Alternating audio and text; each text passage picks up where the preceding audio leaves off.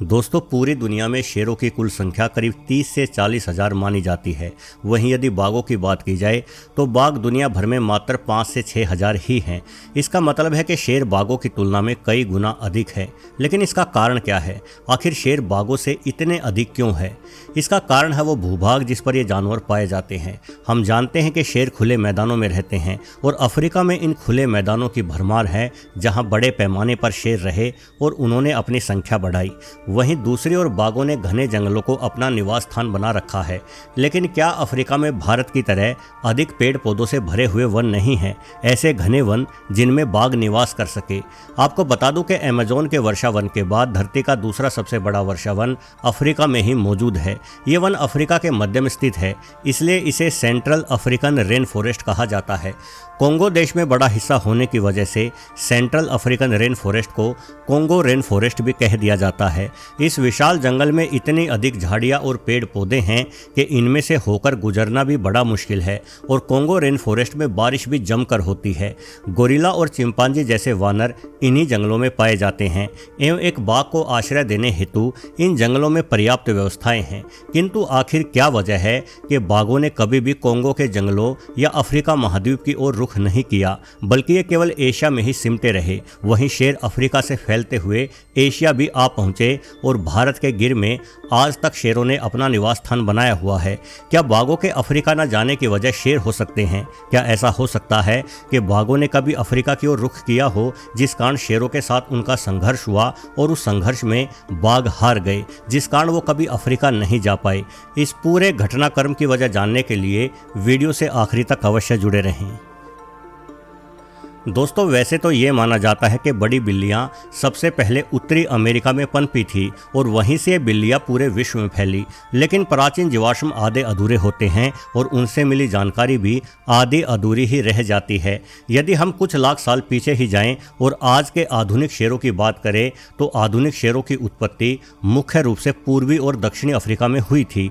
आनुवांशिक विश्लेषण से ये साफ हो जाता है कि वर्तमान शेरों के सबसे करीबी पूर्वज लगभग 1.5 से 2 लाख साल पहले ही विकसित हो चुके थे। उसके बाद ये शेर 2 हिस्सों में बंट गए। इनका एक हिस्सा पूर्वी और दक्षिणी अफ्रीका में रहा तो दूसरा हिस्सा पश्चिमी अफ्रीका एवं भारत की ओर चला आया।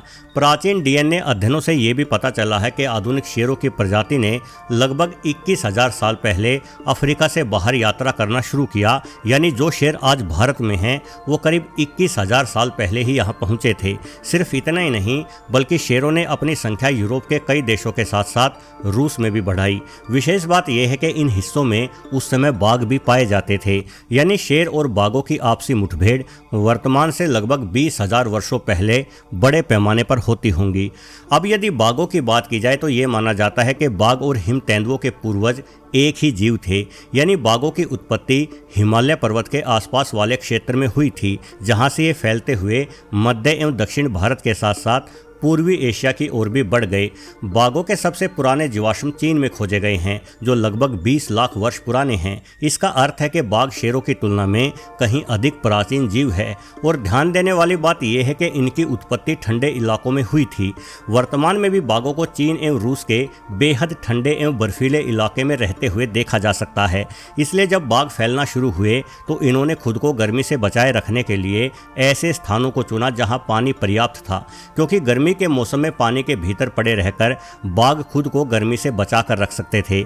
इसका अर्थ है कि शेर और बाघ दोनों ही जीवों ने अपनी शक्ति के दम पर खुद का फैलाव बड़े इलाके तक किया। शेर जहां अफ्रीका से लेकर भारत तक फैले, वहीं बाघ हिमालय से लेकर पूर्वी एशिया तक। शेर जहां पूर्वी एशिया में नहीं पहुंच पाए, ठीक उसी भांति बाघ भी अफ्रीका को अपना ठिकाना नहीं बना पाए। लेकिन ऐसा तो नहीं हो सकता कि इन दोनों ही ताकतवर शिकारियों ने अपने ठिकाने कुछ नियम और कायदे कानून रखकर बनाए हों।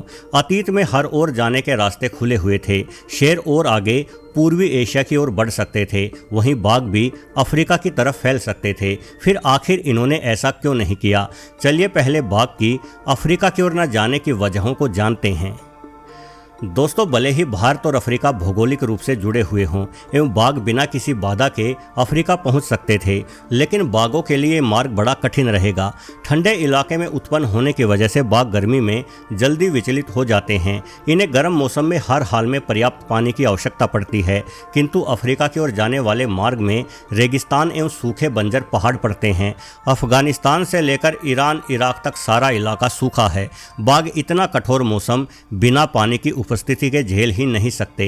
यानी भले ही मध्य अफ्रीका का वर्षावन बाघों के लिए आदर्श था, परंतु उस आदर्श वन तक पहुंचने का रास्ता बाघों के लिए कतई अनुकूलित नहीं था। यानी जब बाघों ने अफ्रीका की ओर जाने की कोशिश की होगी तो उनके लिए शेर से कई गुना बड़ी समस्या गर्म और शुष्क मौसम रहा होगा। ये पूरा इलाका शुष्क होने के साथ साथ खुला एवं मैदानी भी है। वहीं हम जानते हैं कि बाघ एक अकेली रहने वाली जंगली बिल्ली है जो छुपकर एवं घात लगाकर शिकार करते हैं। उनके पास चीतों जितनी गति नहीं है जो शिकार को दौड़कर आसानी से पकड़ ले, और खुले मैदानों में बाघ घात लगाने में विफल रहे होंगे, जिस कारण अफ्रीका की ओर जाने वाले बाघों ने जल्द ही वापस भारत की ओर लौटना शुरू कर दिया होगा, और वो कभी मध्य अफ्रीका के उन वर्षावनों तक नहीं पहुंच पाए जिन वर्षावनों को हम बाघों के लिए उपयुक्त मान रहे हैं। इसके विपरीत यदि शेरों की बात की जाए तो इनकी उत्पत्ति ही अफ्रीका के गर्म स्थानों पर हुई थी।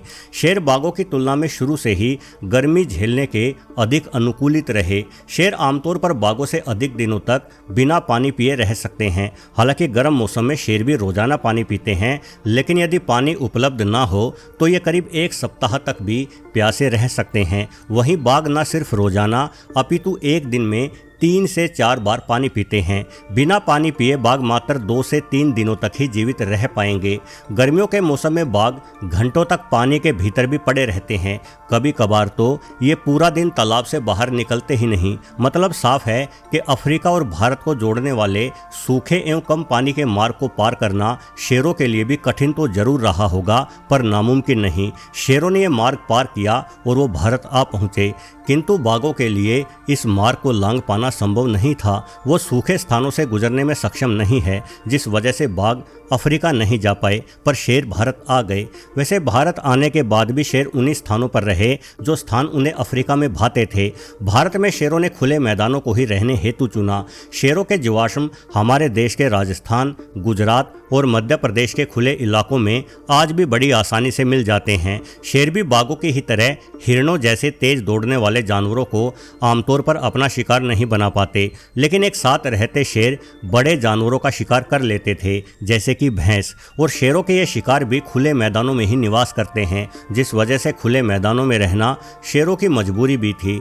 मध्य अफ्रीका के जिस कोंगो वर्षावन को बाघों के लिए आदर्श माना जाता है, उसमें भी कभी शेरों ने निवास नहीं किया, जबकि अफ्रीका से भारत की ओर आए शेरों के ठीक पथ पर ही ये वर्षावन पड़ता था। तो ऐसे में भारत के वर्षावनों या पूर्वी एशिया की ओर बढ़ने का शेरों के पास कोई कारण नहीं था। जिस भांति बाघ सूखे इलाके में नहीं रह पाते, ठीक उसी प्रकार से शेरों के पास भी घने जंगलों में रहने की खूबियां नहीं हैं।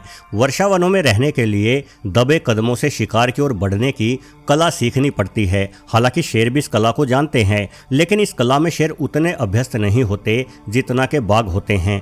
कहा जाता है कि 250 किलोग्राम का एक बाघ दबे हुए कदमों से आपके पीछे आ खड़ा होगा और आपको भनक तक नहीं लगेगी। वैसे जीवाश्मों से ये भी ज्ञात होता है कि अतीत में शेरों ने यूरोप और रूस के कुछ हिस्सों को भी रहने के लिए चुना था, किंतु यहाँ भी उन्हें खुले मैदान ही रास आए। अब चूंकि शेर घने जंगलों में नहीं रहे, इसलिए इनकी इंसानों से टकराहट भी बाघों की तुलना में ज़्यादा हुई। बाघ उन जंगलों में रहते थे जहाँ इंसानों का जाना कम होता है, पर शेरों के मामले में ऐसा नहीं था। यही वजह रही कि इंसानों की जहाँ जहाँ संख्या बढ़ी, वहाँ से शेर गायब होते चले गए। ये गुजरात को छोड़कर भारत के सभी राज्यों से आज विलुप्त हो चुके हैं। वैसे अफ्रीका के जंगली मैदान भारतीय वनों से बेहद बड़े हैं। यही वजह है कि आज शेरों की संख्या भी बाघों की तुलना में कई गुना ज़्यादा है। कुल मिलाकर बाघ इसलिए अफ्रीका नहीं पहुंच पाए क्योंकि उनकी डगर बेहद कठिन थी। वहीं सूखे मौसम के अभ्यस्त शेर इस कठिन डगर को पार करने में सक्षम थे, लेकिन उन्हें बढ़ते मानवीय हस्तक्षेप का सामना करना पड़ा। परंतु क्या होता यदि बाघ भी इस कठिन डगर को पार कर जाते? क्या होता यदि बाघ भी किसी तरह से अफ्रीका पहुंच जाते?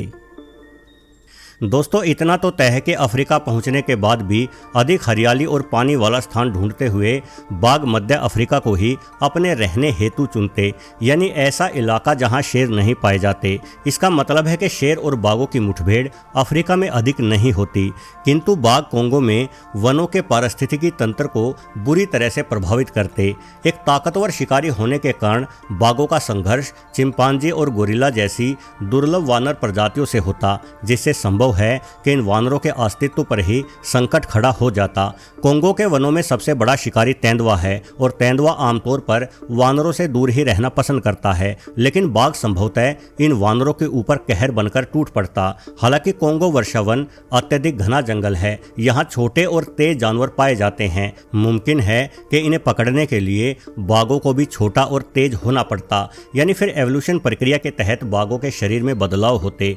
अफ्रीका गए बाघ उतना बड़ा आकार नहीं रख पाते जितना बड़ा आकार भारतीय बाघों का है। ठीक इसी प्रकार का बदलाव सुमात्रा बाघों के साथ भी देखा गया है। इस क्षेत्र में कभी भारत से ही बाघ पहुंचे थे, लेकिन इन बाघों ने सुमात्राई जंगलों के अनुसार बदलाव करते हुए अपना आकार छोटा कर लिया है। जहां भारतीय बाघ आसानी से 200 किलोग्राम से अधिक वजन रखते हैं, वहीं सुमात्राई बाघ मात्र 120 किलोग्राम ही भारी होते हैं। मतलब स्पष्ट है कि भारतीय जंगल बाघों के कहीं अधिक अनुकूलित है। यही वजह है कि आज पूरी पृथ्वी पर आखिरी बचे जंगली बाघों की कुल संख्या का 70% से अधिक हिस्सा केवल भारत में ही निवास कर रहा है। वीडियो देखने के लिए आपका बहुत बहुत धन्यवाद।